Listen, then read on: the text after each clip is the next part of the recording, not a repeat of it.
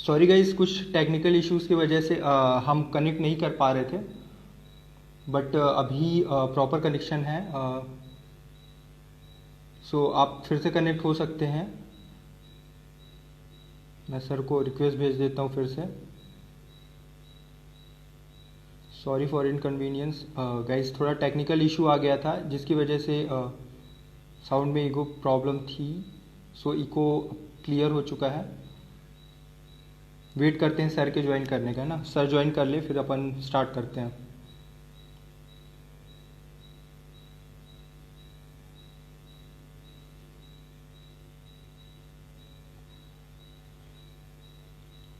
So guys, आपके कुछ question हो तो अभी आप क्वेश्चन पुट कर सकते हैं। जैसे ही सर कनेक्ट होते हैं हमसे, हम सर से उस क्वेश्चन को एड्रेस करेंगे, है ना। सो आप अपने क्वेश्चंस रख सकते हैं अभी, है ना। आई गेस अभी सर कनेक्ट नहीं हुए हैं।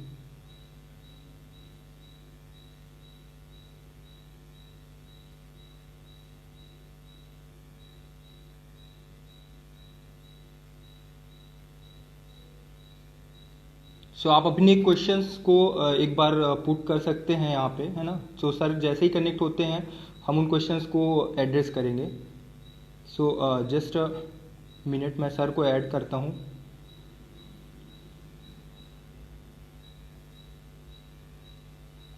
तो अभी आपके कुछ क्वेश्चंस हैं, जो भी हैं आप एक बार पूछ सकते हैं ना। जब तक सर नहीं आते तो आप सर का नाम क्या है ना।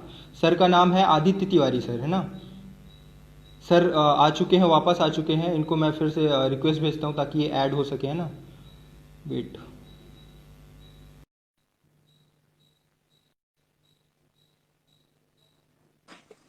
बहुत लोग पूछ रहे हैं सर का नाम क्या है। सर का नाम है mister Aditya Tiwari sir. How to deal with current affairs for pre and mains. Sir ji आ गए हैं फिर से। सॉरी सर, टेक्निकल इश्यूज की वजह से कनेक्ट नहीं हो पा रहे थे हम आपसे। बट हम फिर से कंटिन्यू करते हैं।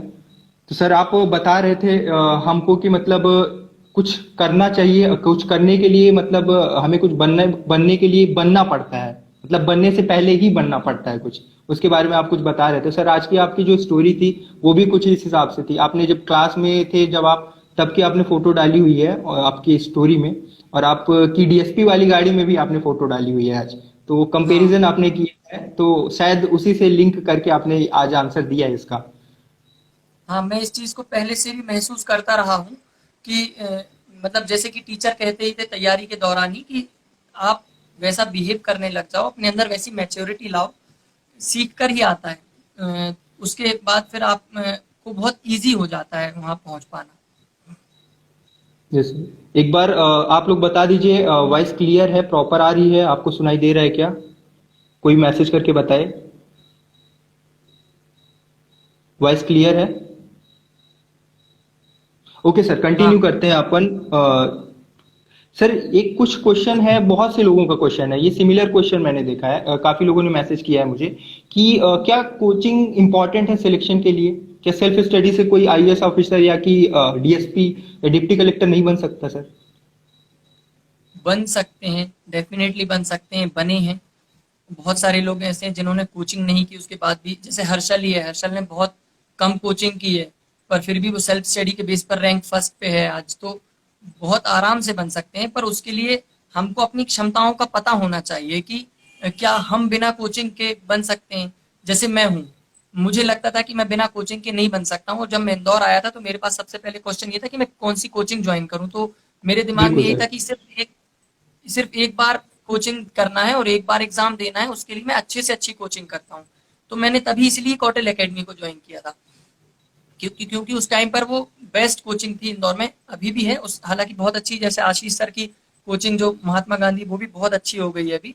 पर हम अपने अपनी क्षमताओं को समझें कि यार हम यदि बिना कोचिंग के कर सकते हैं। आप अपनी बारे में तो सबसे अच्छे से जानते हैं कि हमने प्रीवियस ईयर्स में कैसे एग्जाम्स क्लियर किए हैं, कैसे हमने ग्रेजुएशन किया है, ट्वेल्थ कितने परसेंटेज से है, हमारा दिमाग कितना शार्प है। उसके अकॉर्डिंग आप डिसाइड कीजिए कि आपको कोचिंग करना है या नहीं करना है।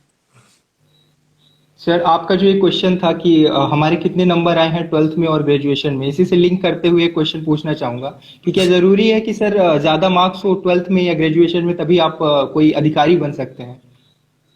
मैं अपने बारे में एक उदाहरण देकर बताता हूँ कि 5th क्लास में मुझे सप्लीमेंट्री आई थी, 9th क्लास में मुझे सप्लीमेंट्री आई थी, 11th में ऑलमोस्ट मैं फेल होते होते बचा था, ग्रेस से पास हुआ था मैं। और 12th में लगभग 79 पॉइंट कुछ परसेंटेज थे मेरे, 80% भी नहीं थे।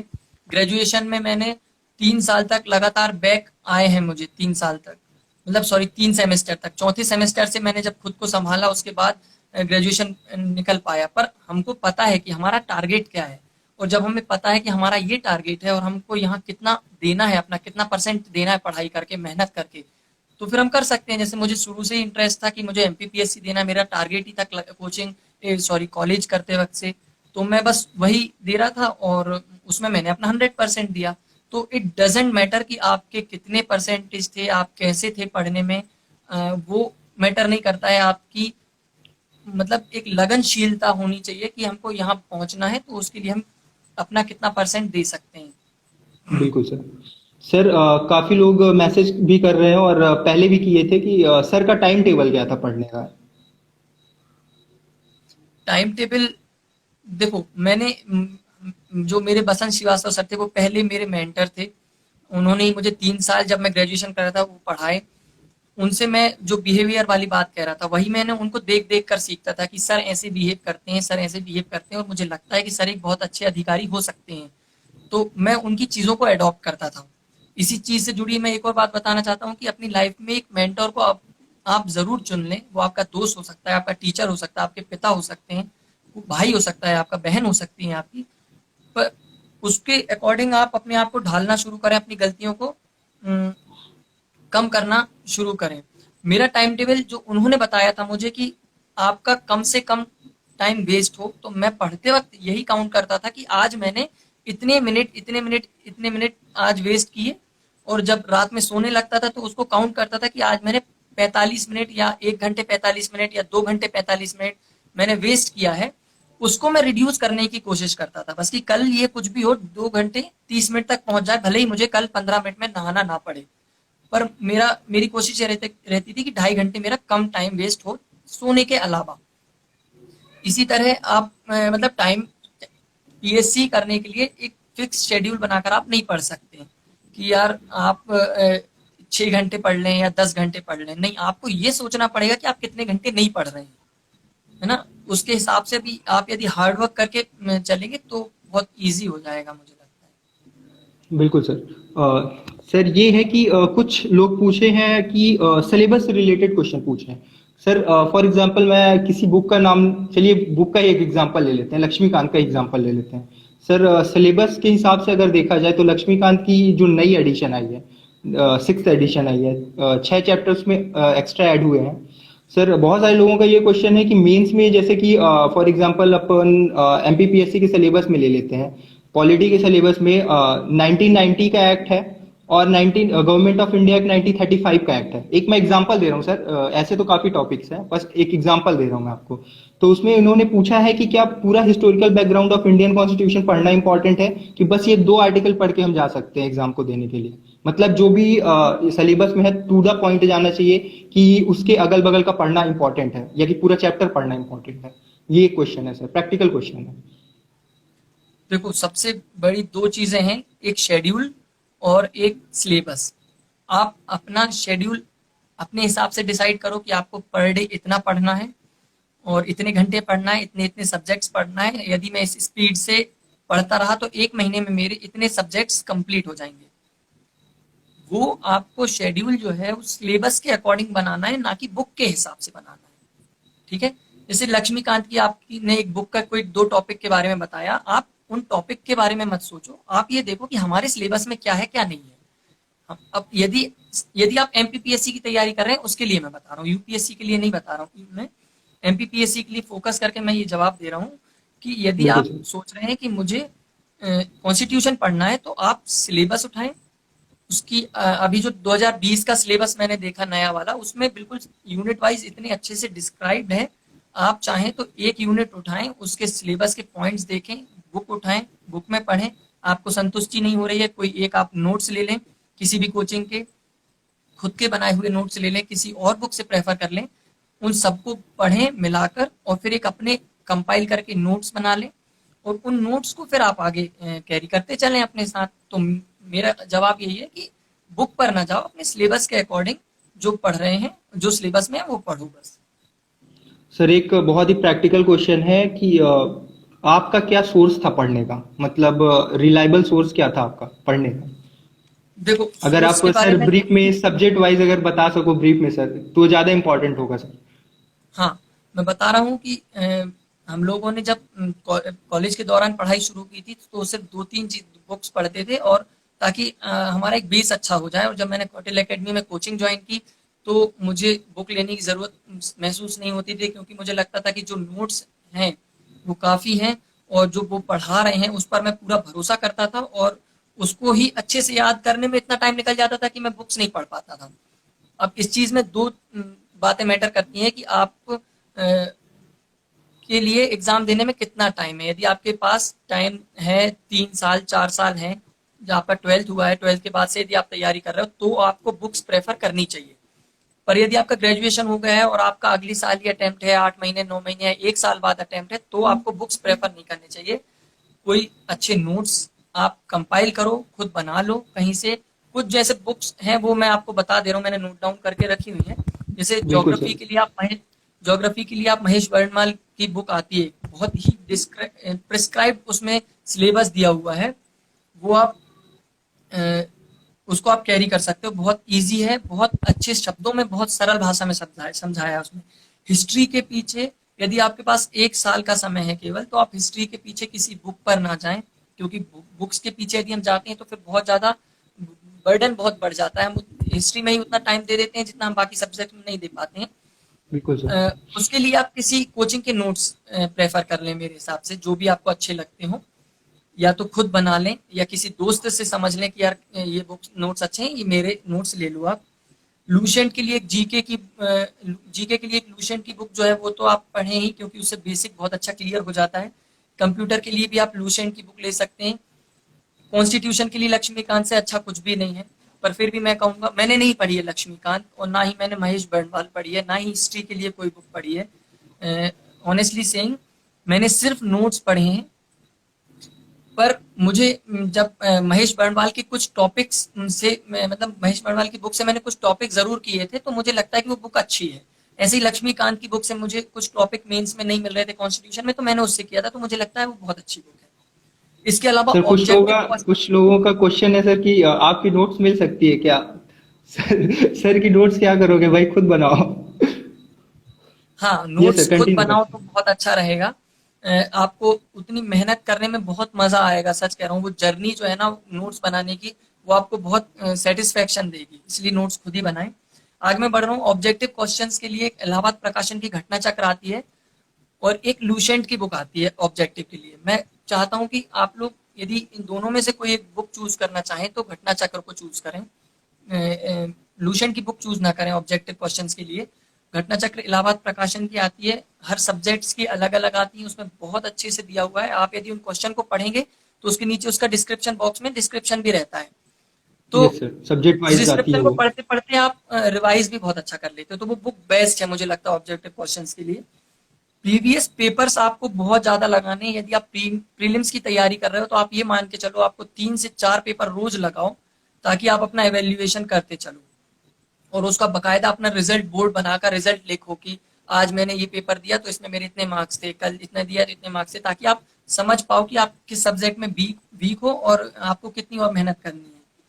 एमपी के लिए पुणेकर की एक बुक आती है, या महावीर की, कोई भी प्रीलिम्स के लिए ले लें। उसमें यस आप सर। किसी कोचिंग के नोट्स भी जोड़ सकते हैं अपने। स्पोर्ट्स के लिए एक स्पेशल एडिशन आता है प्रतियोगिता दर्पण का, वो बहुत ही अच्छी बुक है। उसमें से पर आपको बहुत छांटना पड़ेगा कि क्या पढ़ना है क्या नहीं, क्योंकि वो बहुत मोटी बुक है और पूरी काम की नहीं है, पर उसमें जो चीजें हैं वो बहुत काम की हैं। करंट अफेयर्स के लिए प्रतियोगिता दर्पण या दृष्टि की कोई भी बुक जो आप पढ़ते आ रहे हैं वही पढ़ें, ताकि हम क्या होता है कोई भी बुक पढ़ते हैं तो उससे हमारी कनेक्टिविटी बन जाती है, तो वो बुक पढ़ते हुए हमको अच्छा लगता है। इसलिए आप जो भी करंट अफेयर्स के लिए पढ़ते आ रहे हैं वो पढ़ें, पर फिर भी देख लें कि वो प्रतियोगिता दर्पण या दृष्टि जैसी रिलायबल है या नहीं है। Yes acts sir. के लिए जो एक्ट्स हैं प्रीलिम्स में, उनके लिए आप कोई भी पुणेकर या महावीर की बुक ले सकते हैं, उसमें सारे एक्ट्स मिल जाएंगे, उसमें कुछ काट छांट होती नहीं है, तो वो किसी भी बुक से पढ़ सकते हैं। कोई मुझसे पूछ रहा है कि आपका मीडियम क्या था? मेरा मीडियम हिंदी था। हिंदी मीडियम से ही मैंने शुरू से 12th तक तो मैंने इंग्लिश मीडियम से पढ़ाई की है, फिर उसके बाद मेरा हिंदी मीडियम रहा है और एक पीएससी में भी मैं हिंदी मीडियम से पास हुआ हूँ। ये बुक की लिस्ट मैं आपको शेयर कर दूंगा, आप अपनी स्टोरी पर डाल देना जो भी है, बिल्कुल सर, तो बिल्कुल सर। बच्चों को और अच्छे से आसानी से मिल जाएगी सभी लोगों को। Yes sir. सर अगला क्वेश्चन है कि बहुत सारे स्टडी मटेरियल्स रहते हैं मार्केट में, बहुत सारे, जैसे आपने कुछ रिकमेंड किया, ठीक है, और भी कई टॉपर्स हैं जिन्होंने और भी बुक्स रिकमेंड की हैं। कुछ बेसिक्स हैं जो मतलब बेसिक बुक हैं, वो तो सभी करते हैं सर, कॉमन बुक है, फॉर एग्जांपल लक्ष्मीकांत, महेश बंडवाल। लेकिन सर इनमें क्या है कि इनको मतलब डाउट बहुत होता है ये नोट्स के सोर्स को लेकर। उसके लिए क्या किया जाए कि आपको एक क्लियर कट व्यू मिले कि मतलब आपको इसी से पढ़ना है और इधर उधर नहीं जाना है, काफी बुक से नहीं पढ़ना है, ऐसा कुछ।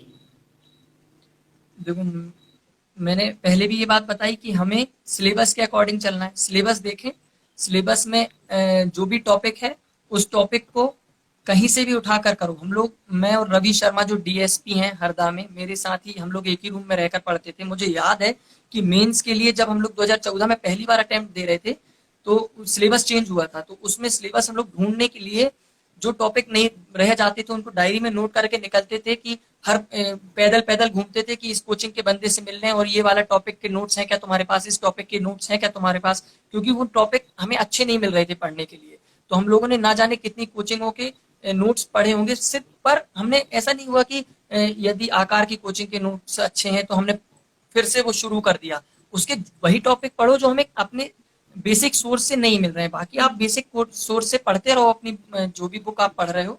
जो नहीं मिल रहा है या जो अच्छा नहीं मिल रहा है, आपको लगता है कि ये बेस्ट नहीं है मटेरियल, तो आप फिर किसी कोचिंग के नोट्स अपने दोस्त से पूछकर उसको कर लो, कैरी कर लो, कोई दिक्कत नहीं है। Yes sir. सर बहुत सारे लोगों का कहना है कि जो सिलेबस, फॉर एग्जांपल कोई प्रिपरेशन कर रहा है तो सर प्रिपरेशन के दौरान फॉर एग्जांपल उसका 50 या 60% सिलेबस कंप्लीट हो चुका है, तो सर क्या जरूरी है कि टेस्ट सीरीज पूरा सिलेबस होने के बाद ही ज्वाइन किया जाए, या टेस्ट सीरीज अपन पहले भी कर सकते हैं, मतलब प्रिपरेशन के साथ साथ टेस्ट सीरीज भी चालू रहे, ऐसा? हाँ, प्रिपरेशन के दौरान भी आप टेस्ट सीरीज ज्वाइन कर सकते हो, आपको फायदा ही होगा। पर उसमें फिर क्या होता है, हम जिस टॉपिक को नहीं पढ़े रहते हैं और उसके क्वेश्चन आते हैं और हम क्वेश्चन अटेम्प्ट नहीं कर पाते और उससे फिर मार्क्स कम आते हैं तो हम डिमोटिवेट होते हैं, यस है सर, ना। बिल्कुल सर। बेहतर यह है कि आप क्या करो, खुद के टेस्ट लेना शुरू करो। मैं हमेशा यही करता था, मेरी एक डायरी थी जिसमें मैं जो भी टॉपिक आज मैंने पढ़े उससे रिलेटेड जो भी क्वेश्चन बन सकते हैं मैंने उस डायरी में नोट कर लेता था। उसके क्वेश्चन के आंसर कितने वर्ड्स में आ सकते हैं एग्जाम में, उसके बाजू में लिख लेता था कि ये क्वेश्चन 300 मार्क्स का पूछा जा सकता है, ये 100 मार्क्स का पूछा जा सकता है। जब मैं दिन भर के 10-12 क्वेश्चन बना लेता था, 20 क्वेश्चन बना लेता था, जितने भी बन जाते थे उनको मैं अगले सुबह उठते ही उन क्वेश्चन को क्वेश्चन पेपर्स की तरह, उस डायरी के पेज को क्वेश्चन पेपर की तरह यूज करता था और एक अपनी कॉपी में उनको लिखना शुरू करता था टाइम मिलाकर। तो वो आप यदि रात में पढ़ें, सुबह रिवाइज करें और फिर तुरंत लिखने बैठ जाएं, 9-10 बजे तक आपका कल का शेड्यूल पूरा कंप्लीट हो जाए, लिखने के बाद 1-1.5 घंटे आप लिख लो। वो यदि आप रोज करते रहते हो तो फिर आपको किसी टेस्ट सीरीज की जरूरत भी नहीं पड़ेगी। मैं तो कह रहा हूँ आप टाइम लिमिट के हिसाब से अपना बढ़िया रोज अपने क्वेश्चन बनाओ, अपनी डायरी में नोट करो और उसमें कितने कितने मार्क्स के लिखने हैं वो लिख लो और फिर उसके बाद आप अगले दिन लिख लो। तो टेस्ट सर सीरीज की एक जरूरत नहीं पड़ेगी आपको। पर यदि फिर भी आपको टेस्ट सीरीज ज्वाइन करना है तो हाँ, आप तो भले ही आधी तैयारी हो पर टेस्ट सीरीज दो, ताकि आप अपना टाइम से उस क्वेश्चन को भी अटेम्प्ट, क्योंकि देखो प्री में बहुत कुछ पढ़े होते हैं, हमको टॉपिक के बारे में कुछ ना कुछ नॉलेज रहता है, पर हम उसको कंपाइल कैसे करें वो नहीं बन पाता है हमसे। तो हमें उस चीज की प्रैक्टिस होती है जब हम एग्जाम हॉल में देखते हैं कि ये क्वेश्चन तो मैंने पढ़ा नहीं था पर फिर भी मुझे अभी लिखना है, तो उस चीज की प्रैक्टिस करवा देता है ये टेस्ट सीरीज हमको। इसलिए हमको, मुझे लगता है कि हमें टेस्ट सीरीज तो ज्वाइन करनी ही चाहिए और पूरे भले ही हमारी प्रिपरेशन 50 और 60% हुई हो। सर पूछ रहे हैं कि मिक्सलेनियस के लिए बुक प्रिफर करें। मिसलेनियस के लिए लूसेंट की बुक बहुत अच्छी है। उसके साथ आप घटना चक्र जो इलाहाबाद प्रकाशन की ऑब्जेक्टिव क्वेश्चन मैंने बताए, इन दोनों को अच्छे से टारगेट वाइज शेड्यूल करके पढ़ेंगे तो आपको बहुत फायदा मिलेगा। मिसलेनियस के लिए कहीं और नहीं जाना पड़ेगा। सर काफी लोगों के मन में डाउट है कि प्रीलिम्स और मेंस एक साथ प्रिपरेशन करनी चाहिए कि इनके लिए मतलब सेपरेट प्रिपरेशन की रिक्वायरमेंट? अब जो सिलेबस आया है 2020 पीएससी का, उसके हिसाब से मुझे लगता है साथ में तैयारी की जा सकती है। पर पर क्या होता है, प्री का सिलेबस अलग है और मेंस का सिलेबस अलग है। यदि हम यस टॉपिक्स उठाएंगे तो हम मेंस के उतने टॉपिक कवर नहीं कर पाएंगे जितने हमको करने चाहिए। तो बेहतर ये है कि आप मेंस की और प्री की तैयारी अलग अलग करें। मतलब ऐसा करके चल सकते हैं कि हम दिन भर में प्री के ये टॉपिक्स पढ़ेंगे और सिलेबस मेंस के इस सब्जेक्ट के ये टॉपिक्स पढ़ेंगे, पर वो दोनों चीज़ें अलग अलग रहें तो बहुत अच्छा है। हाँ, उसको आप आसान बनाने के लिए इतना कर सकते हो कि आप जैसे प्रीलिम्स के लिए हिस्ट्री पढ़ रहे हो तो मेंस के लिए भी हिस्ट्री पढ़ लो, तो आपको वो चीज़ें कनेक्ट रहेंगी तो आसान रहेंगी। Yes sir. सर बहुत सारे लोगों का प्रिपरेशन स्ट्रेटेजी ऐसा रहता है कि एग्जाम फॉर एग्जांपल प्रीलिम्स आने वाला रहता है सर उस मतलब पूरे टाइम जो आपकी आवाज़ थ्रू नहीं आ आउट रही है। ईयर। सर शायद आपका ईयरफोन का कुछ इशू है।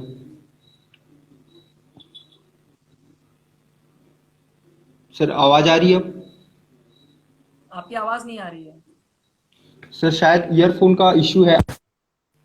ईयरफोन इंसर्ट कीजिए वापस से।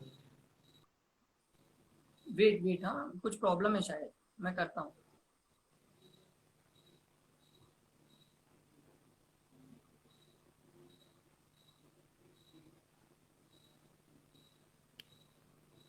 वॉइस कम हो गई। अब बोलिए। सर आवाज आ रही है मेरी? नहीं नहीं, आवाज़ नहीं आ रही है मुझे। सर एक्चुअली एक बार एक कॉल आ गया था, उसकी वजह से ये गड़बड़ हो गया है शायद। Okay sir. सर क्या नेट को ऑन ऑफ करके देखिए एक बार आप।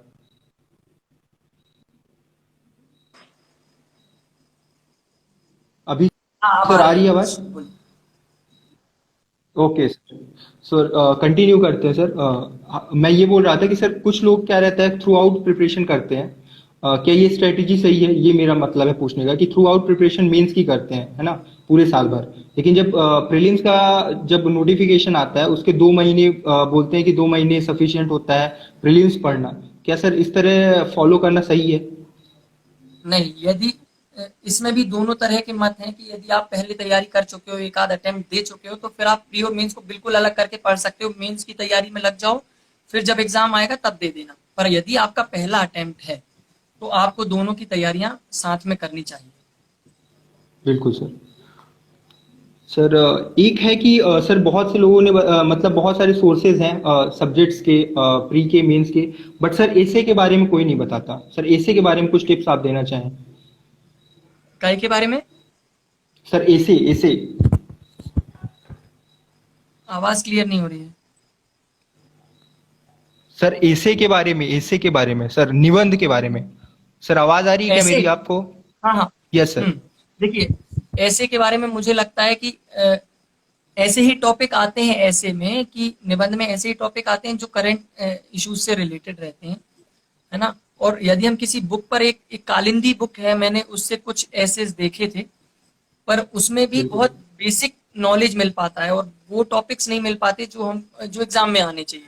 तो ऐसे के लिए कोई भी करंट अफेयर्स के की जो भी बुक्स आती हैं, जो भी आप प्रेफर करते हो, उसमें आर्टिकल्स जो छपते हैं, उन आर्टिकल्स को पढ़कर हम बहुत अच्छे से ऐसे तैयार कर सकते हैं। अब जैसे अभी कोविड-19 कोरोना वायरस आया है, इसके बारे में आप जहां से जितने भी आर्टिकल्स इकट्ठे कर सकें कर लें।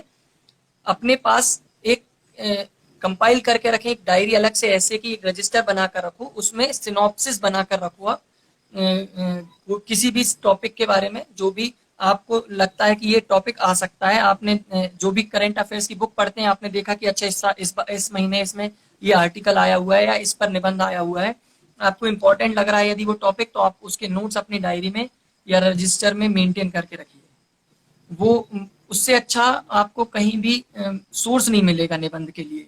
कोई भी एक ऐसी बुक नहीं मिलेगी जो आपको उन निबंध के लिए तैयार कर देगी जो एग्जाम में आते हैं।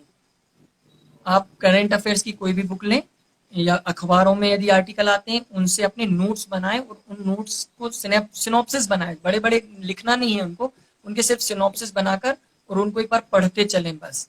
जब भी मूड बने आप रोज राइटिंग प्रैक्टिस यदि कर रहे हैं तो जब भी मूड बने उन आंसर्स की जगह आप एक दिन में ऐसे लिख कर देख लें, कोई भी टॉपिक उठाकर, या वीक में आप एक बार ऐसा कर सकते हैं, इतना काफी है मुझे लगता है। सर अभी मैं 2019 के सिलेबस के हिसाब से ही बात कर रहा हूँ सर। 2019 के क्वेश्चंस में अगर कई जगह सर प्रीवियस ईयर के क्वेश्चन है। आवाज। सर अभी प्रॉपर आ रही है क्या? हाँ। सर ये पूछ रहा था कि तीन जो 3 मार्क्स के क्वेश्चन रहते हैं, 3 मार्कर क्वेश्चंस रहते हैं सर, उनकी वर्ड लिमिट को लेके बहुत सारा डाउट रहता है। कुछ लोगों मतलब का कहना है या कुछ फैकल्टीज का कहना है कि डायरेक्टली मतलब टू द पॉइंट लिख दो चीजें, मतलब बहुत ज्यादा शॉर्ट में है। और लेकिन कुछ लोगों का कहना है कि थोड़ा सा ब्रीफ कर सकते हो आप, मतलब 2 या 3 लाइंस में आप उसको कर सकते हो। तो सर आपके हिसाब से 3 मार्क्स क्वेश्चन कैसे डील करना चाहिए सर? सबसे ट्रिकी ये चीज होती है सर। कहने का 3 मार्क्स रहता है बट थोड़ा वो ट्रिकी रहता है। हाँ, बिल्कुल सही कह रहे हो आप कि कुछ क्वेश्चंस ऐसे आते हैं जिनमें आपको 4 लाइन्स भी लिखनी पड़ सकती हैं, है ना? पर क्वेश्चन यदि है कि महात्मा गांधी का जन्म कब हुआ था, तो आप सीधे उसका डेट लिखो, माह लिखो और सन लिख दो, और ये लिख दो कि इतनी तारीख को जन्म हुआ था, बस। आपको और आगे ये उनको मोहनदास करमचंद गांधी, बापू भी कहते थे, फ्रीडम फाइटर, कुछ लिखने की जरूरत नहीं है। और यदि आपको पूछा जाए कि इसके क्या उपाय हो सकते हैं, तो फिर उनको आपको 3 लाइन में एक ये उपाय, एक ये उपाय, एक ये उपाय, दैट्स इट। उसमें आप होता है, रहते हैं, ये इन शब्दों को उपयोग ना करें तो भी आप अपने शब्दों को, अपने टाइम को बचा सकते हो इस तरह से। Yes sir. सर 6 मार्क्स के लिए आप बताना चाहें, कुछ सजेशन देना चाहें? 6 मार्क्स के लिए मैं बहुत अच्छे से अभी जो पैटर्न है उसके हिसाब से 2019 के मेंस के लिए मैं एक बहुत अच्छी चीज बता रहा हूँ, जो मैंने खुद ने भी फॉलो की थी, कि आपके पास 10 क्वेश्चन है लिखने के। मैंने जो तरीके खोजे अपने तरीके से वो 5 थे। मैंने कुछ भी करके उन 10 क्वेश्चन में वो पांचों तरकीब डाली, और हर तरकीब के से दो दो तरीके के क्वेश्चन लिखे, दो दो क्वेश्चन हर तरकीब से लिखे। वो 5 तरकीब मैं बताता हूँ आपको। पहली तरकीब ये है कि आप पैराग्राफ्स में लिख दें, पूरा आंसर को पैराग्राफ्स में लिख दें। 3 पैराग्राफ में आप पूरा का पूरा थ्योरी जैसे ऐसे लिखते हैं, जैसे आर्टिकल लिखते हैं, उस तरह से लिख दें। दूसरा तरीका यह है कि एक हेडलाइन बनाएं, उसको थोड़ा सा आप डिस्क्राइब कर दें, फिर एक हेडलाइन बनाएं, फिर उसको डिस्क्राइब कर दें, फिर एक हेडलाइन बनाएं, उसको डिस्क्राइब कर दें। ये दूसरा तरीका होता है। इसको 2 भागों में मैंने बांटा था। एक भाग ऐसा कि मैं ऊपर उसका प्रस्तावना लिखता था उस प्रश्न के उत्तर की, और उसके बाद फिर 5 पॉइंट लिखता था, 4 पॉइंट लिखता था। उसके बाद फिर मैं लिखता था नीचे उसका उपसंहार। 4 पॉइंट ऊपर प्रस्तावना, 4 पॉइंट लिखे, उसको नीचे हमने प्रस्तावना लिख दी उसकी, ओ सॉरी, उपसंहार लिख अच्छा। दिया। फिर ऐसा मैं करता था कि ऊपर से प्रस्तावना लिख दी है और नीचे 6 पॉइंट लिख दिए हैं। या फिर मैंने किसी क्वेश्चन में प्रस्तावना नहीं लिखी, ऊपर पॉइंट बनाते आया, नीचे उपसंहार लिख दिया। या फिर मैंने ऐसा किया कि ऊपर एक लाइन में लिखा कि इसको इस तरह से समझा जा सकता है, और पहला नंबर पूरा 2 लाइन का, फिर दूसरा नंबर बिंदु 2 लाइन का, तीसरा बिंदु 2 लाइन का, उसमें हेडलाइन बनाने की जरूरत नहीं है। इस तरह से आप जितने भी तरीके आप अपने बना सकते हैं, अलग अलग तरीकों से प्रश्नों के उत्तर देंगे तो बुक में सिमिलर, अपनी जो आंसर कॉपी है उसमें सिमिलरिटी नहीं दिखेगी। उनको लगेगा कि आप कई तरीकों से आंसर्स को लिख सकते हैं। वो मुझे लगता है बहुत फायदेमंद रहता है। पर ये आप को सिलेक्ट करना पड़ेगा कि इस क्वेश्चन का आंसर ऐसे आएगा, इस क्वेश्चन का आंसर इस तरह से लिखना पड़ेगा हमें। ये चूज करना थोड़ा सा टफ पड़ जाता है। सर अगर देखा जाए तो इंट्रोडक्शन और कंक्लूजन में लोगों को मतलब डाउट होता है कि मतलब किस तरह से इंट्रोडक्शन को स्टार्ट कर सकते हैं हम, क्योंकि एक लाइन में लिखना होता है और बहुत सारी चीजें ऐसी होती है कि मतलब इंट्रोडक्शन ऐसा कुछ नहीं, डायरेक्ट सजेशन पूछ देता है कि मतलब आप डायरेक्ट सजेस्ट कीजिए कि आप क्या कर सकते हैं। सर उस हिसाब से फिर सर इंट्रोडक्शन और कंक्लूजन कैसे कंक्लूड किया जाए उसको? डिपेंड करता है कि आपको कितने अच्छे से वो आंसर आता है। यदि आपको उसके बारे में बहुत कुछ पता है तो आप बिल्कुल भी अपने वर्ड्स वेस्ट मत कीजिए। ऊपर शुरू में लिखवाइए, लिखिए एक लाइन में कि इस तरह से समझा जा सकता है, और नीचे कम से कम 10 पॉइंट समझा दो उसके, एक एक लाइन में, एक एक लाइन में 10 चीजें लिख दो उसके बारे में। पर यदि आपको नहीं आता है, जैसे कोविड-19 से बचने के उपाय क्या हो सकते हैं, ठीक है। अब यदि आपको नहीं आता है इसका आंसर, तो आप पहले कोविड-19 के बारे में 3-4 लाइन लिख दो, फिर नीचे उसके उपाय 4-5 उपाय लिख के नीचे उपसंहार लिख के बच जाओ। हमने उपसंहार मतलब जो उन्होंने आंसर पूछा था वो भी हमने लिख दिया, ऊपर प्रस्तावना और उपसंहार भी लिख दिया। पर यदि आपको अच्छे से आता है तो आप कोशिश करो कि 8 से 10 पॉइंट आ जाएं। उसके लिए आप ना नीचे उपसंहार लिखो, ना ऊपर प्रस्तावना लिखो, सीधे लिखो कि इस तरह से समझा जा सकता है, एक लाइन में डैश करो और नीचे पॉइंट्स में समझा दो उस चीज को। सर जो कंक्लूजन होता है, कई फैकल्टीज के द्वारा कहा जाता है कि जो कंक्लूजन होता है उसमें आप अपने सजेशंस देने होते हैं, और जो कंक्लूजन होता है हमेशा पॉजिटिव वे में देना चाहिए। तो सर जब ऑलरेडी मेन बॉडी जो है क्वेश्चन की, जो उसमें सजेशन ही मांगा गया है कि मतलब कोरोना से बचने के आप सजेस्ट कीजिए क्या क्या मेजर्स हैं, ठीक है। तो हम मेन बॉडी में तो उसके पॉइंट्स लिख दिए कि आप घर के बाहर ना जाएं भी तो मास्क पहने, सैनिटाइज करते रहें हाथ को। तो मतलब इस तरह से पॉइंट्स को अपन लिख सकते हैं ना, फ्रेम बना के। बट सर फिर हाँ, उसके लिए कंक्लूजन क्या होगा, कंक्लूजन मेरा मतलब है, तो इसमें हम क्या कंक्लूड कर सकते हैं ऐसे क्वेश्चंस को लेके। कंक्लूड हम इस तरह से कर सकते हैं कि ऊपर दी गई सावधानियों को बरतने के अलावा आप इन इन बातों को मतलब उसको एक पैराग्राफ में ही लिखना रखेंगे तो आप कोरोना से निश्चित तौर पर बचा जा सकता है। मतलब ऊपर हमने जो पॉइंट समझाए उनके अलावा यदि हमें कोई चीजें लिखनी है तो हम उनको नीचे पैराग्राफ में अपने कंक्लूजन में डालकर उसको कर दें। पर मेरे कहने का मतलब ये है कि हम उस क्वेश्चन से बाहर ना जाएं। जैसे उन्होंने बोला है कि उससे बचने के उपाय लिखना है तो आप ये ना लिखने लगे कि हमको उसके क्या क्या मतलब सिम्टम्स होते हैं, ये ना लिखने लग जाएं हम। तो अच्छा होगा कि यस, ऊपर पॉइंट्स लिखें, उसके अलावा हम नीचे कुछ पॉइंट्स पैराग्राफ में लिखें। बिल्कुल सर। सर अब चलते हैं सर इंटरव्यू में। सर बहुत सारे लोगों का पूछना है कि इंटरव्यू में आपके क्या क्वेश्चंस थे सर, अगर कुछ याद हो आपके क्वेश्चंस तो आप शेयर करना चाहें। 2014 का जो मेरा इंटरव्यू था वो बहुत अच्छा था। उसमें बहुत अच्छे अच्छे मेरे मतलब मुझसे रिलेटेड पर्सनल लाइफ से रिलेटेड ही क्वेश्चन पूछे थे। एक दो इधर उधर के क्वेश्चन पूछे थे जिनका जवाब करंट इश्यूज से मैंने दे दिया था। पर मैं अपने ऐसे क्वेश्चंस के आंसर भी नहीं दे पाया था जो मुझे बेसिक मुझे पता होना चाहिए थे। फिर भी मैं सिलेक्ट हुआ क्योंकि उस समय मुझे लगता है मैं मतलब कॉन्फिडेंट था अपने आंसर्स देते वक्त, या मुझसे नहीं बन रहा था तब भी मैं कॉन्फिडेंट था कि मुझे नहीं पता। जैसे उन्होंने मुझसे पूछा था कि आपके नरसिंहपुर जिले में कौन कौन सी तहसीलें हैं वो बताइए, तो मैं तहसीलें 4 बता पाया था, एक नहीं बता पाया था कोई। तो मुझे लग रहा था कि इस क्वेश्चन का आंसर मुझे दे देना चाहिए। इस तरह के मतलब आपने ये ऊपर डीएसपी की पोस्ट क्यों भरी है, तो उस पर मेरे बहुत क्वेश्चन हुए थे कि आपने डिप्टी कलेक्टर की पोस्ट नीचे रखी, डीएसपी की पोस्ट ऊपर रखी, ऐसा क्यों। यस तो सर। फिर उस पर हम लोग का काफी लंबा डिस्कशन चला था। और मेरी फैमिली को लेकर कि आपकी फैमिली में क्या करते हैं, कैसे करते हैं, कैसे आपका रोजगार चलता है, कैसे पापा क्या करते थे, तो वो सब चीज़ें मम्मी क्या करती हैं, अपनी यहाँ तक आने की जर्नी पूछी उन्होंने।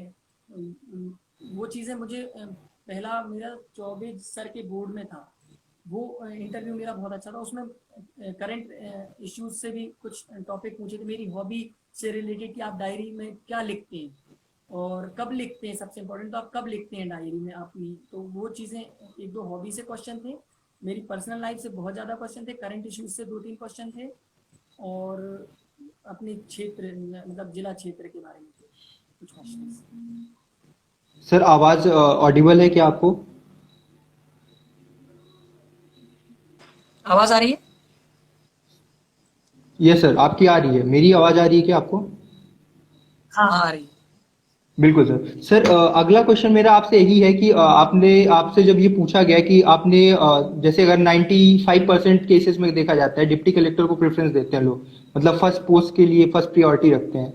आपने डीएसपी रखा है तो उन्होंने पूछा होगा आपसे कि डीएसपी ही क्यों आपको बनना है, तो सर उसके लिए आपका क्या आंसर था?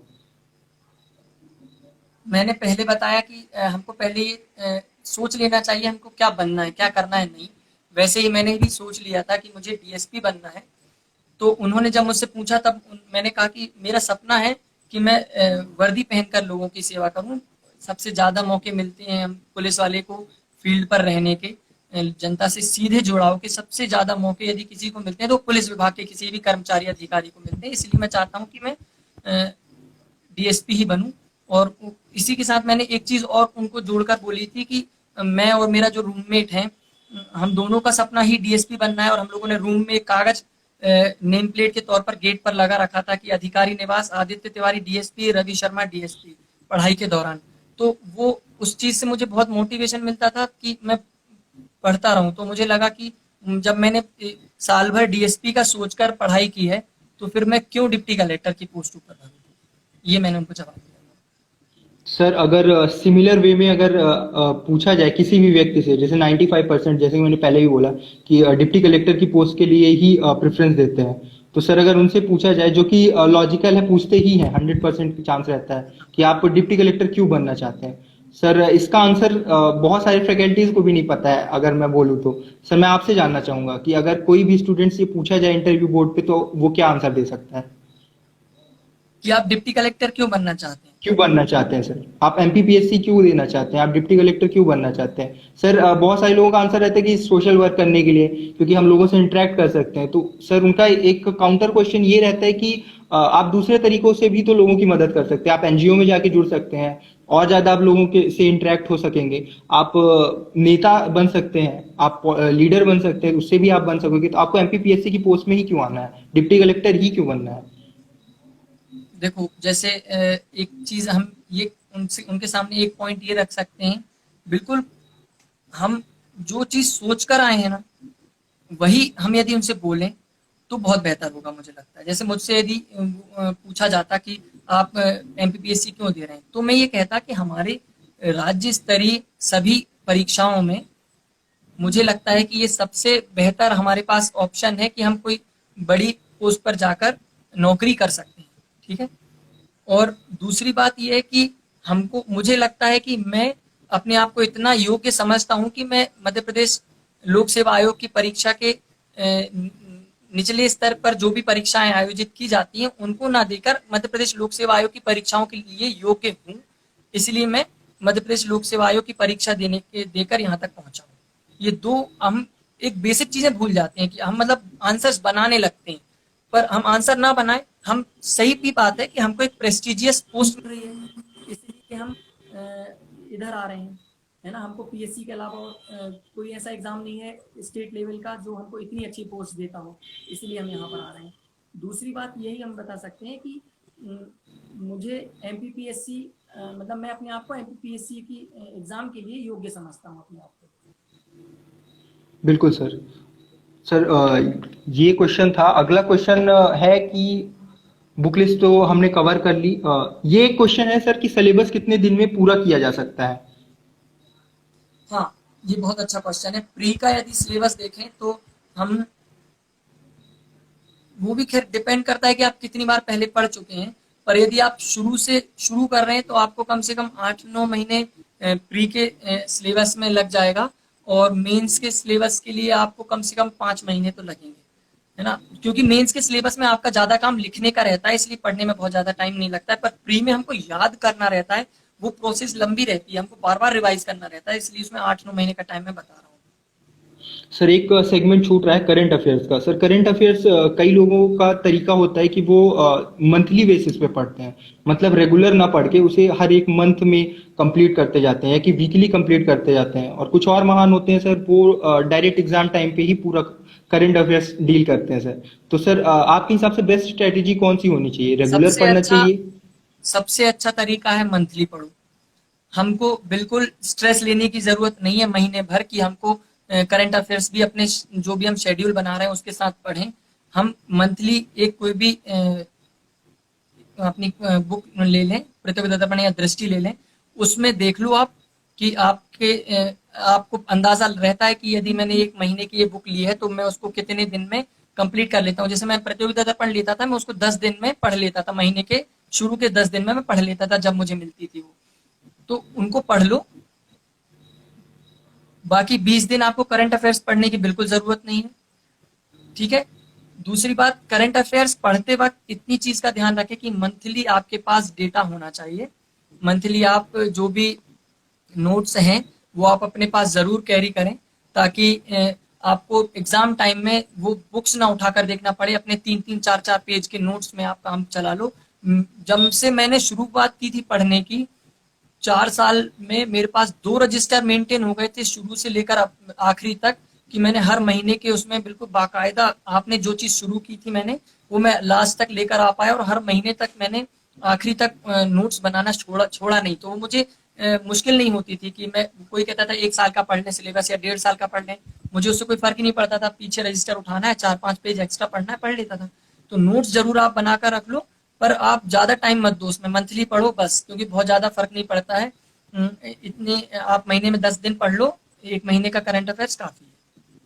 सर एक मेरा पर्सनल क्वेश्चन है आपसे, एक जैसे करंट अफेयर्स की ही हम बात करते हैं सर, बेसिकली कहा जाता है यूपीएससी को अनप्रिडिक्टेबल सर्विस कमीशन कहा जाता है क्वेश्चंस को लेके, प्रीलिम्स में क्वेश्चन आते हैं, बट सर इस तरह से अनप्रिडिक्टेबल ज्यादा एमपीपीएससी है, क्योंकि सर डेट्स जो हैं फॉर एग्जांपल 2020 का एग्जाम कोई दे रहा है और कभी कभी 2018 में कौन सा पुरस्कार दिया गया था ये भी पूछ देता है, सर 2017 का भी पूछ सकता है।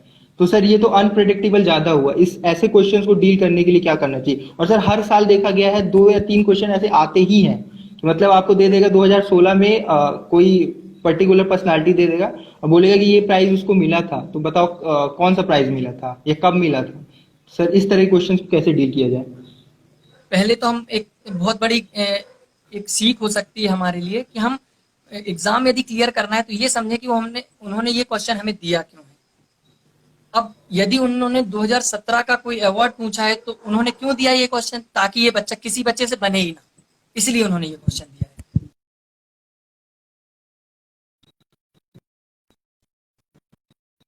क्वेश्चंस के लिए मेहनत करने की मैं बिल्कुल सलाह नहीं दूंगा। मैं सलाह दूंगा कि आप जिसमें वेटेज ज्यादा है वो आप तैयार करें। छोटी छोटी इन सब चीजों के बारे में यदि हम स्ट्रेस लेंगे कि यदि ये 2017 का क्वेश्चन पूछ लिया तो हम उसका जवाब कैसे देंगे, तो आप ये मानकर चलो कि उन्होंने वो क्वेश्चन पूछा ही इसलिए कि वो किसी से ना बने।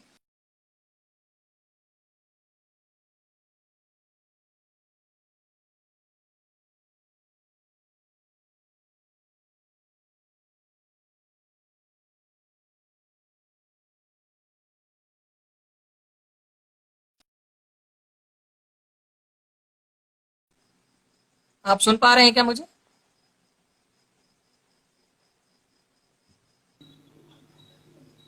हाँ, सर सुन पा ऑडिबल रहे हूँ हैं मैं आप मुझे? आप? ये सर आप हाँ सुन हाँ। पा रहा हूँ सर, बोलिए। तो मैंने जो आंसर दिया आपको क्लियर हुआ क्या? No sir, actually connection issue हो गया था, तो मेरा यही क्वेश्चन था कि ऐसे क्वेश्चन को कैसे डील किया जा सकता है? ऐसे क्वेश्चन के लिए मैंने वही बताया कि हमको पहले मेंटेलिटी समझनी होगी कि ऐसे क्वेश्चन पूछ क्यों रहा है कोई। बिल्कुल यदि सर। 2017 के अवार्ड के लिए किसी ने कोई क्वेश्चन पूछा है तो निश्चित तौर पर हम ये समझ लें कि वो क्वेश्चन उन्होंने इसलिए पूछा है कि ये कोई भी बच्चा इसका आंसर ना दे पाए। तो ऐसे 2-3 क्वेश्चन के पीछे ना भागते हुए हम उन 95-97 क्वेश्चन के पीछे जाएं जो बहुत इजीली हम कर सकते हैं। इसलिए 1-2 क्वेश्चन तो, या मैं 5 क्वेश्चन तो ऐसे मानकर चल लो जो आपसे नहीं बनेंगे, आप नहीं दे पाओगे, तो उनकी टेंशन लेने की जरूरत नहीं है मुझे लगता है। सर कितने साल पहले का करंट अफेयर्स पढ़ना चाहिए? जैसे आपने तो सर 4 साल का प्रॉपर कंप्लीट करके रखा था, बट जो फर्स्ट ग्रेजुएशन करके 1 साल की प्रिपरेशन कर रहा है और उसे एग्जाम देना है 1 साल में और उसके पास तो लास्ट ईयर की या 4 साल के क्वेश्चन पेपर नहीं है, तो उसे कितने दिन का या कितने साल का करंट अफेयर्स कंप्लीट करके रखना चाहिए मिनिमम, अगर देखा जाए तो? एग्जाम होने से 1 साल पहले तक का काफी है मुझे लगता है।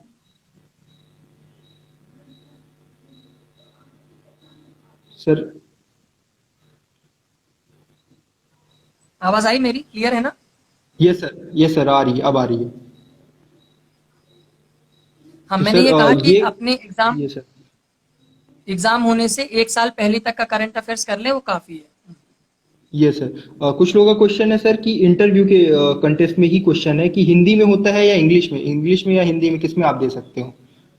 हाँ, वो पूछ लेते हैं आपसे कि आप हिंदी में इंटरव्यू देना चाहते हैं कि इंग्लिश में देना चाहते हैं। जिस भी लैंग्वेज में आप सूटेबल हैं, आप कह दीजिए मैं हिंदी में इंटरव्यू देना चाहूंगा, तो फॉर आप हिंदी एग्जांपल में दे सर, अगर दीजिए। इंग्लिश इंग्लिश मीडियम का कोई स्टूडेंट है और वो मेंस लिखता है इंग्लिश में और हिंदी मीडियम में इंटरव्यू देना चाहे, तो क्या ऐसा पॉसिबल है? कोई निगेटिव इफेक्ट तो नहीं पड़ेगा उसके मार्क्स को लेके या कोई इंटरव्यू को नेगेटिव लेके? इफेक्ट नहीं पड़ता है। आप इंटरव्यू को किसी भी एग्जाम से जोड़कर ना चलो, ना प्री से जोड़कर चलो, ना मेन से जोड़कर चलो। उस कमरे में जो बिताए 20 मिनट है, वो आपकी जिंदगी के सबसे अच्छे 20 मिनट होते हैं।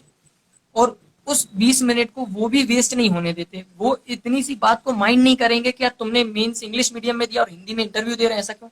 ऐसा नहीं होता है। वो बहुत ही पोलाइटली आपको जिस भी भाषा में, क्योंकि देखो सब उनको भी पता है कि सबकी एबिलिटीज होती हैं कि कोई इंग्लिश सिर्फ पढ़ सकता है, कोई सिर्फ लिख सकता है, कोई बोल नहीं पाता, लिख और पढ़ सकता है, तो वो समझते हैं इस चीज को। तो इंटरव्यू यदि आप हिंदी में देते हैं और इंग्लिश मीडियम में आपने मेंस दिया तो भी कोई दिक्कत नहीं है। ये मतलब कोई भी इशू ही नहीं है यस। हिंदी इंग्लिश मीडियम का इंटरव्यू में।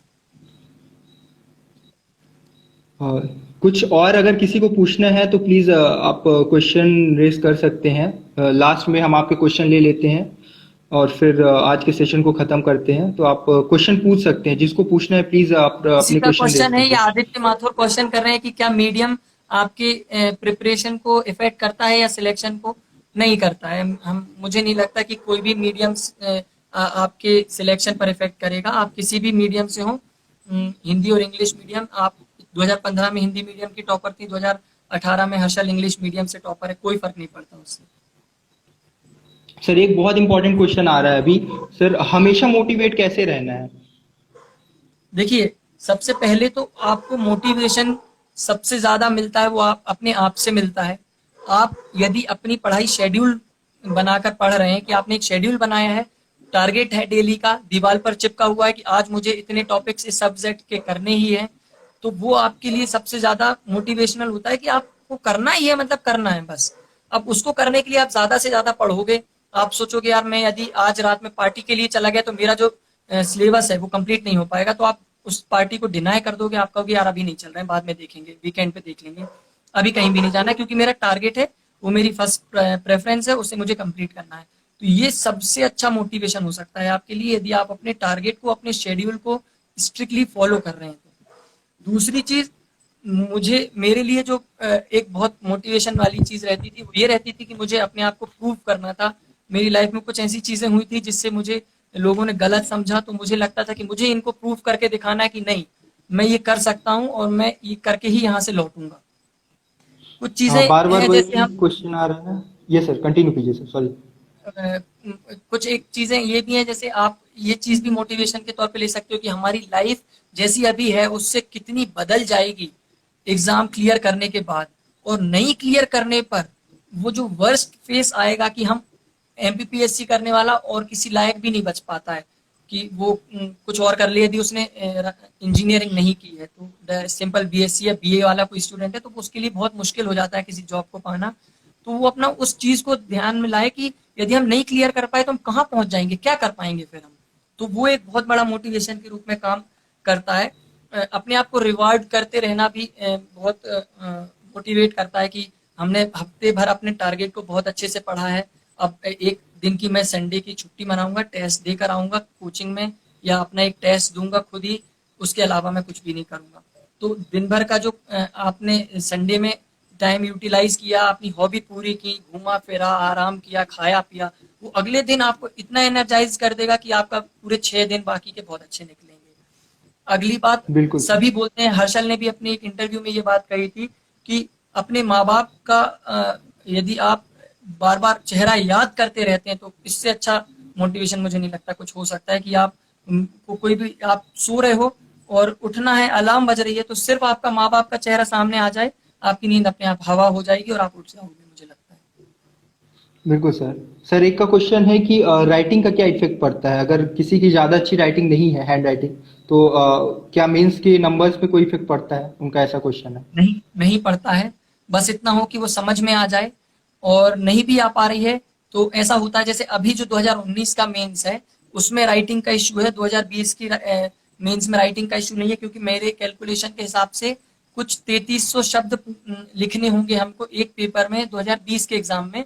पर अभी 2019 के एग्जाम में 4250 शब्द लिखने रहते हैं, तो राइटिंग हमेशा बिगड़ेगी ही। ये बात वो भी समझते हैं कि इतना सारा लिखना रहता है, 100 शब्द लिख रहे हैं तो आखिरी में जाते जाते हमारी राइटिंग बिगड़ जाएगी। पर कोशिश ये करना है कि शुरू से हम अपनी राइटिंग थोड़ी सी मैनेज करके चलें, आखिरी में वो जाकर बिगड़ जाए तो कोई दिक्कत नहीं है। पर 2020 में ये इशू बिल्कुल नहीं आएगा, आपकी राइटिंग बहुत अच्छी आएगी, क्योंकि आपको ज्यादा नहीं लिखना है, आप अच्छे से आराम आराम से लिख पाओगे। सर वर्ड तो लिमिट को राइटिंग लेके भी का क्वेश्चंस हैं। सर वर्ड काय लिमिट को काय लेके किस चीज क्वेश्चंस हैं। पर? हाँ, यस सर, उसमें ये मतलब फॉर एग्जांपल वर्ड लिमिट है कि 100 वर्ड्स में आपको आंसर कंप्लीट करना है ना। तो सर कभी कभी कंटेंट थोड़ा सा ज़्यादा होता है लिखने के लिए, या कि कभी कभी कम ही रहता है, तो सर क्या स्ट्रिक्ट रहो उसी पे 100 पे कि फ्लेक्सिबल रह नहीं सकता है जरूरी आदमी? नहीं है। मैं तो कह रहा हूँ किसी भी क्वेश्चन के आंसर को 100 वर्ड से ऊपर ले जाओ ही मत, 100 भी मत लिखो। मैं तो कह रहा हूँ 90-95 शब्द लिखो, बस छोड़ दो। पर वो भी सिर्फ ये 2019 के जो मेंस है उसके लिए है। 2020 में तो बहुत इजी है, आप 50 से 55-60 वर्ड भी लिख दोगे तो भी चल जाएगा, क्योंकि उसमें प्रॉब्लम नहीं होगी, है ना। पर अभी सर 2019 बेसिकली के जो मेंस दे रहे हैं, 2019 का जो मेंस दे रहा है, मैं उनसे कहूंगा कि 100 शब्द से ज्यादा आप लिखना भी मत, भूलकर पेपर छूट जाएगा। दूसरी बात, आप इस चीज को लेकर चिंतित मत रहना कि यार मैंने 80 शब्द ही लिखे हैं एक क्वेश्चन में 90, एक में 95, तो कोई मैटर नहीं करता। आप तो एक ये बात मान के चलो कि एक पेज मुझे भरना है और इतने इतने शब्द यदि मैं पास पास लिखता हूँ तो मेरे लगभग 90 शब्द आ जाते हैं, इतना काफी है। सर एक मेरा पर्सनल आपसे एक सजेशन है या कि एक रिक्वेस्ट है मैं बोलूँगा। सर अगर आपके पास कुछ भी अगर नोट्स हो पुरानी आपकी या कि आपने जब भी प्रिपरेशन की हो, सर उसके अगर आप सैंपल आंसर्स अगर प्रोवाइड कर सके हमारे चैनल के माध्यम से एस्पिरेंट्स को, तो उनके लिए थोड़ा हेल्पफुल रहेगा। हाँ, मैं कोशिश कर लूंगा, क्योंकि मुझे भी जो मैंने तैयारी कर कर आंसर लिखने की प्रैक्टिस करता था, वो बहुत सारे कुछ लोगों ने ले लिए, बहुत ले लिए, तो वो इधर उधर होके सब बट गए, मेरे पास कुछ भी नहीं बचा है। पर मैं देख लूंगा, यदि कहीं से 2-4 कॉपी कहीं से मिलेंगी तो मैं बताऊंगा आप लोगों सर को। बिल्कुल सर, अगर आप पीडीएफ दे सके अगर उसका सर, तो काफ़ी हेल्पफुल रहेगा सर। एक मॉडल आंसर अगर मिलता है तो और अच्छा आंसर आप लिख सकते हो। सो हाँ, बेसिकली मेरा कहने का मतलब ये था सर। ये हिंदी बुक मीडियम लिस्ट के के लिए लिए कोई कह रहा है, मैं बुक लिस्ट आपको अवेलेबल करा दूंगा, तो आप दे बिल्कुल दीजिएगा। सर, मैं पोस्ट कर दूंगा, बिल्कुल सर पोस्ट कर दूंगा। सर ठीक है। एमपीपीएससी के लिए हाँ, सर एक क्वेश्चन, कर लास्ट सकते हैं क्वेश्चन क्या? आप डील कर दीजिए। सॉरी सर, आपकी आवाज़ ऑडिबल नहीं थी सर। मैंने कहा, क्या हम इसको खत्म कर सकते हैं क्या यहाँ? बिल्कुल सर, लास्ट क्वेश्चन है। लास्ट क्वेश्चन के बाद आप बिल्कुल आप खत्म कर सकते हैं सर। लास्ट क्वेश्चन ये है कि करंट अफेयर्स में सर एमपीपीएससी के लिए अगर देखा जाए तो एमपी का करंट अफेयर्स का बेस्ट सोर्स या रिलायबल सोर्स क्या है? करंट अफेयर्स के लिए? यस सर, एमपी के लिए। एमपी के लिए रोजगार निर्माण यस सर। सर बेस्ट है, उससे उससे अच्छा रोजगार काफी है, रोजगार निर्माण सर काफी है। बिल्कुल सर। सर लास्ट में कुछ आप, मैंने सुना है सर आप काफ़ी कुछ लिखते हैं और काफ़ी कुछ पढ़ते हैं, तो सर कुछ मोटिवेशनल लाइंस हो जाए आपके द्वारा अच्छा रहेगा। क्वेश्चन रिपीट कर दीजिए, मैं सुन नहीं पाया, फोन आ रहा था एक्चुअली। सर ये सर, सर मेरा कहने का मतलब ये है कि आपके प्रोफाइल में मैं गया हूँ और आपको मैं थोड़ा पर्सनली भी जानता हूँ, तो आप काफ़ी सुनते हैं और काफ़ी लिखते भी हैं। सर कुछ चुनिंदा लाइन जो आपको बहुत अच्छी लगती हो, मोटिवेट करती हो, तो आप अगर शेयर करना चाहें। अभी तो मैं नहीं कर पाऊंगा, मुझे याद नहीं आ रही है। पर आप यदि मेरी प्रोफाइल पर जाएंगे तो बहुत सारी बुक्स मैंने जो पढ़ी हैं बिल्कुल वो। सर, आज आज भी आपकी काफ़ी बुक्स मैंने देखी है, आपके घर पे आई है शायद। हाँ, तो अभी मैं कुछ ऐसा सुना नहीं पाऊंगा जो मुझे बिल्कुल सर। मोटिवेट करता हो। मतलब मोटिवेशनल मैं बहुत कम पढ़ता हूँ, मुझे मेरी हॉबी मतलब माइथोलॉजिकल बुक पढ़ने की ज़्यादा है, तो उन सब चीज़ों को ही मैं पढ़ता हूँ। हाँ, यदि कुछ मैं बताऊँ तो एक, जैसे मुझे, यदि आप मोटिवेशन के लिए मुझसे कुछ जानना चाहते हैं तो मैं एक चीज़ बताना चाहता हूँ कि आप महाभारत के कर्ण के कैरेक्टर के बारे में जानने की कोशिश करो। उसको यदि आप अच्छे से समझ पाओगे, उसके कैरेक्टर को, कर्ण के, तो आपको लगेगा कि जितनी परेशानी मैं फेस कर रहा हूँ या उसने जितनी परेशानी फेस की है, मुझे नहीं लगता कि किसी ने की होंगी अपनी लाइफ में। तो उस कैरेक्टर को समझने के बाद आप में एक बहुत अच्छा मोटिवेशन आता है कि नहीं, मैं ये कर सकता हूँ, मेरे लिए कोई भी बड़ी बात नहीं है, सभी चीज़ें छोटी छोटी हैं, बहुत इजीली हो जाएगा। बिल्कुल sir. Sir thank you sir हमसे जुड़ने के लिए। तो सर आपसे विदा लेते हैं इसी बात पे कि आप दोबारा फिर से कभी ना कभी अगर आपके पास जब भी टाइम होगा तो हाँ, दोबारा बिल्कुल, फिर हम आएंगे फिर और से हमें करेंगे। गाइड करेंगे। और यदि किसी को कुछ क्वेश्चन हो तो मुझे डायरेक्ट डीएम भी कर सकता है, मैं उसका आंसर डायरेक्टली दे दूंगा। कोई पूछ रहा है कि इंटरव्यू का टाइम कितना रहता है, तो 15 से 20 मिनट रहता है। सबके अलग अलग इंटरव्यू चलते हैं, कुछ के 25 मिनट भी चलते हैं, 30 मिनट तक भी इंटरव्यू चलते हैं, पर आप एवरेज टाइम 20 मिनट का मानकर चलें। बिल्कुल सर। तो सर अगली ठीक बार है। हम फिर से डील करेंगे और भी क्वेश्चन को। So sir thank you so much आपका ओके। अमूल्य टाइम देने के लिए।